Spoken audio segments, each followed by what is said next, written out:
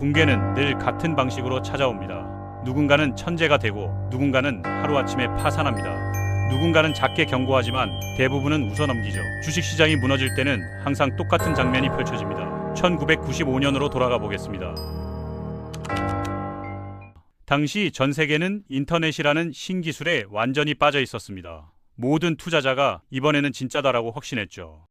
그리고 그 확신은 역사상 가장 극적인 폭락 중 하나로 끝났습니다. 이 이야기를 하는 이유는 단 하나입니다. 지금 한국 시장에서 25년 전과 똑같은 패턴들이 다시 등장하고 있기 때문입니다. 닷컴 버블 시절 사람들은 미래 기술이라는 환상에 취해 기억하기 쉬운 회사 이름만으로 주식을 샀습니다. 오르는 속도는 상상을 넘어섰고 2000년이 되자 모두가 스스로를 투자 천재라고 부르기 시작했죠. 하지만 단 일주일 만에 세계 최고 부자 빌 게이츠조차 20억 달러를 잃었습니다. 나스닥은 82% 폭락, 수천 개 기업은 사라졌고 사람들은 평생 잊지 못할 충격을 경험했습니다. 이 패턴은 단순한 과거 이야기가 아닙니다. 주식시장에서 모든 버블은 이렇게 시작되고 이렇게 끝납니다.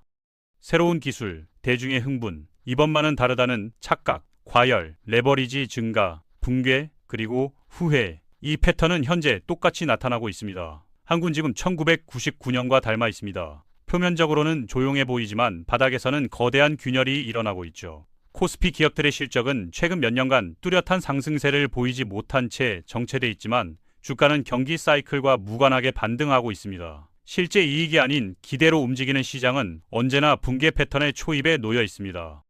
버블이 터질 때 가장 먼저 무너지는 건 빚을 낸 투자자입니다. 그리고 지금 한국은 가계 금융 레버리지가 역사적 최고 수준에 근접해 있으며 위험 신호가 켜진 상태입니다.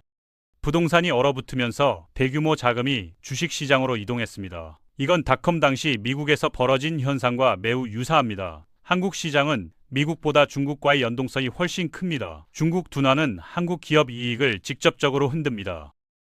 문제는 한국 기업의 AI 실적이 미국 빅테크처럼 폭발적이지 않다는 점입니다. 그런데 한국 시장은 여전히 AI는 모든 문제를 해결한다는 기대에 올라타 있습니다. 즉, 지금 한국 시장은 AI 버블이라는 세계적 낙관 위에 세워진 매우 취약한 구조에 있습니다.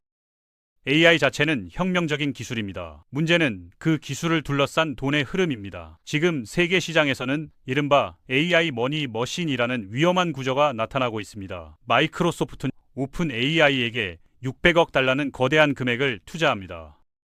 그러면 오픈 AI는 그 투자금의 일부를 다시 마이크로소프트에게 지급하게 됩니다. 왜냐하면 오픈 AI의 모델을 실행하는 데 필요한 모든 데이터 센터와 서버를 마이크로소프트가 운영하고 있기 때문입니다.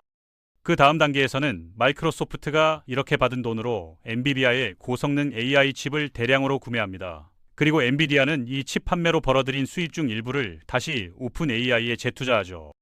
이렇게 해서 돈은 한 바퀴를 돌게 됩니다. 하지만 중요한 점은 이 순환 과정에 참여한 모든 회사가 이 흐름을 각각의 매출과 성장으로 기록한다는 사실입니다. 겉으로 보기에는 폭발적으로 성장하는 산업처럼 보이지만 실제로는 같은 돈이 서로를 오가며 시장 수치를 부풀리는 구조가 만들어지는 것입니다. 이런 순환은 모두 매출로 잡히고 기업 가치는 끝없이 커져갑니다. 예를 들어 오픈 AI의 기업 가치는 5,200억 달러에 이르지만 실제 연 매출은 125달러에 불과합니다. 게다가 회사는 아직도 적자를 내고 있습니다. 이건 혁신이 아니라 거대한 거품이 만들어지는 전형적인 방식입니다. 그렇다면 이런 현상이 한국 시장에는 어떤 영향을 미칠까요? 미국의 AI 호환이 계속되는 동안 전 세계의 돈은 미국으로 집중됩니다. 그 결과 한국 시장의 중요성은 상대적으로 떨어지고 자금 유입이 줄어들기 시작합니다. 그러나 만약 AI에 대한 기대가 꺼지는 순간이 온다면 그 충격은 미국보다 한국에 먼저 그리고 더 크게 다가오게 됩니다.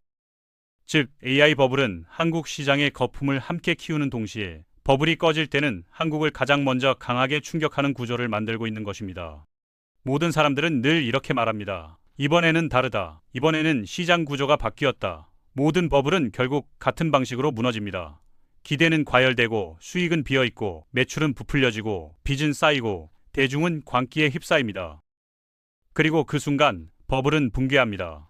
AI 역시 같은 흐름을 따라가고 있습니다. 기술 자체는 분명 진짜이지만 그 기술을 바라보는 기대와 발전 속도는 거품에 가깝습니다. 그리고 이 기대의 거품이 꺼지는 순간 세계 시장은 큰 충격을 받게 됩니다. 한국 코스피 역시 그 충격의 최전선에서 타격을 받을 수밖에 없습니다. 이제 중요한 질문은 어떻게 붕괴를 피할 것인가가 아닙니다. 오히려 붕괴가 반복되는 시장에서 어떻게 살아남을 것인가입니다. 닷컴 버블을 지나온 사람들은 여기서 하나의 공통된 진실을 발견했습니다. 첫째, 시장이 떨어져도 계속 투자한 사람만 살아남았습니다. 하락장에서 멈추면 회복의 기회를 영원히 놓치게 됩니다. 둘째, 빚이 없는 투자자만 버틸 수 있었습니다. 버블이 개인을 파괴하는 이유는 가격이 아니라 무리한 레버리지 때문입니다. 셋째, 소득을 늘리는 사람만 진짜 기회를 잡을 수 있었습니다. 위기의 순간은 곧 세일 기간이기 때문에 현금을 가진 사람만 폭락장에서 평생의 기회를 얻을 수 있었습니다. 넷째, 다각화된 포트폴리오는 어떤 위기에도 균형을 지켰습니다. 주식, 채권, 금, 부동산, 그리고 안정적인 현금 흐름. 버블이 와도 이 중 하나는 반드시 살아남습니다. 다섯째, 인덱스를 보유한 사람만 긴 싸움에서 승리했습니다.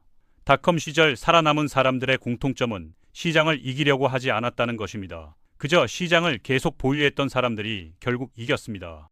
주식시장은 예측의 게임이 아닙니다. 기억의 게임입니다. 기억하지 못하는 사람만 같은 실수를 반복하며 계속 잃습니다. 하지만 기억하는 사람은 반복되는 붕괴 속에서도 반드시 살아남습니다.